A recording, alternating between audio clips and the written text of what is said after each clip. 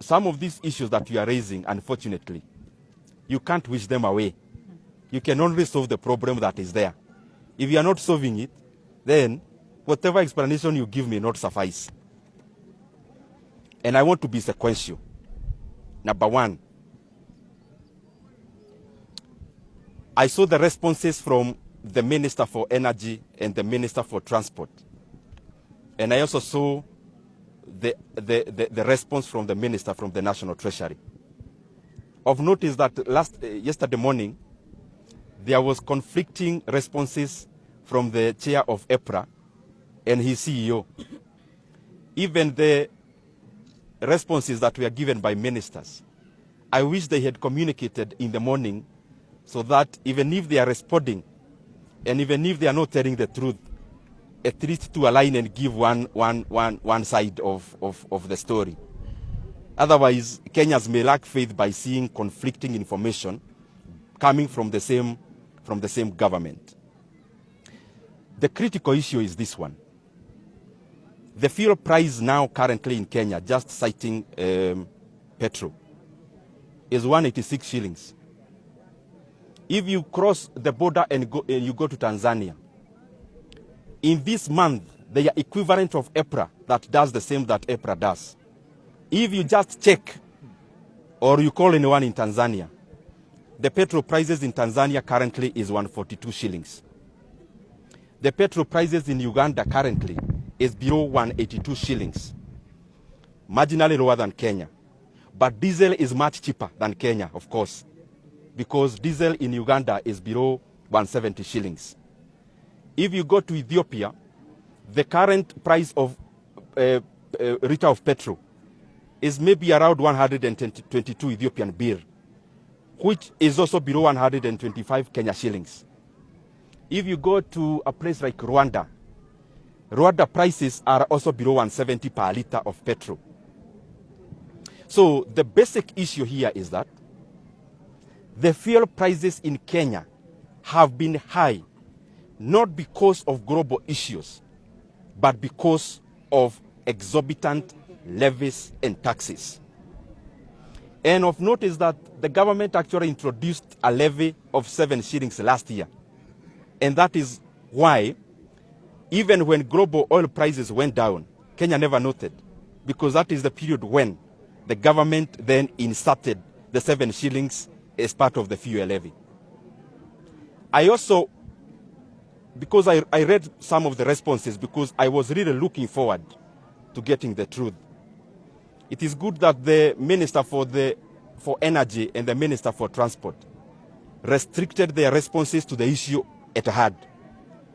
But it was very disappointing to see the Minister for the National Treasury trying diversionary tactics. I want to remind my brother that he is no longer the chatterbox he used to be. Now he holds a position with responsibility. And the docket where he holds and which he is the minister or cabinet secretary is an empirical docket.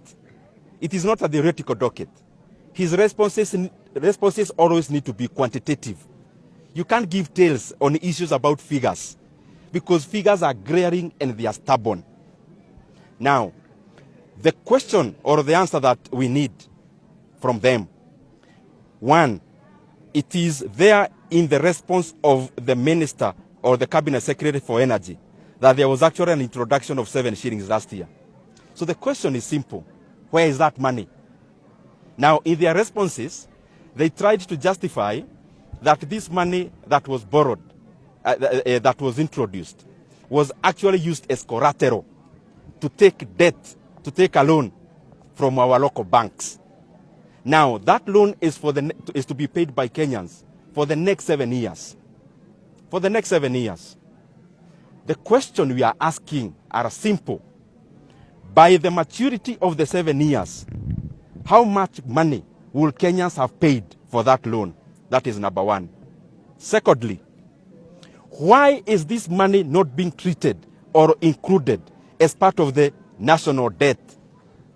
Why the urgency of hiding this loan in a separate book from the book that is known by our leaders and from the book of loans and debt and obligations that is known by Kenyans. What are you hiding? The other thing, is this debt sovereign guaranteed? Is it guaranteed by the sovereign called Kenya? The last thing that I want to bring about, and the reason why I call this a scandal, Kenyans are borrowing now, or are made to borrow, 175 billion Kenya shillings. But after 7 years, Kenyans will be paying an extra 100 billion to the banks on top of the 175 billion. What is the urgency for? And in their responses, I saw they are trying to justify construction of roads. Construction of roads in Kenya is not an invention that has been done yesterday. All the regimes have been building tarmac roads.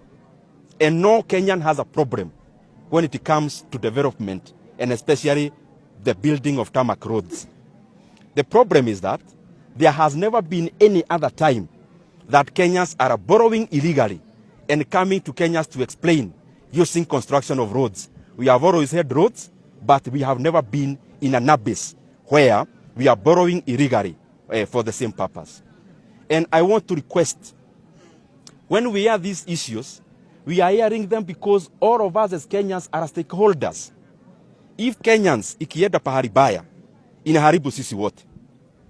Na ya mwisho, these banks that are a part and parcel of this scandal, I want to ask them, when you are lending this money, 175 billion Kenya shillings, what is coming there as your collateral?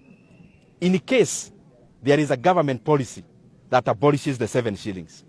Because the 7 shillings is not added through a referendum. It is only through a gazette notice from the minister. If there is a new minister tomorrow and they do the reverse, so what will the banks be holding?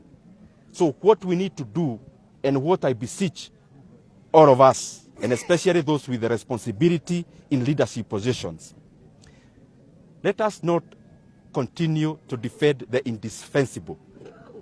It is glaring. And if it's not glaring, recognize this debt the way it ought to be recognized. Because no one will accuse you of borrowing illegally. I saw another response talking about a special purpose vehicle. And a lot of kizungu mingi. Kenya Roads Board is a fully owned entity of the national government. And there is no way you can detach financial obligations of Kenya Roads Board from that of the sovereign called Kenya. And therefore, even if you want to do some financial engineering, it is important for us to do it within the PFM Act. And it is also important for us as we make decisions not to overburden Kenyans just for us to get the political utility today. The 175 billion Kenya shillings, the cost is an extra 100 billion. We need to ask ourselves as Kenyans, is it worth it? Kwani kuna siku wa Kenya hawatahitaji barabara? Then hii bilioni ya nini? 2027 wa Kenya watahitaji barabara. 2028 wa Kenya watahitaji barabara.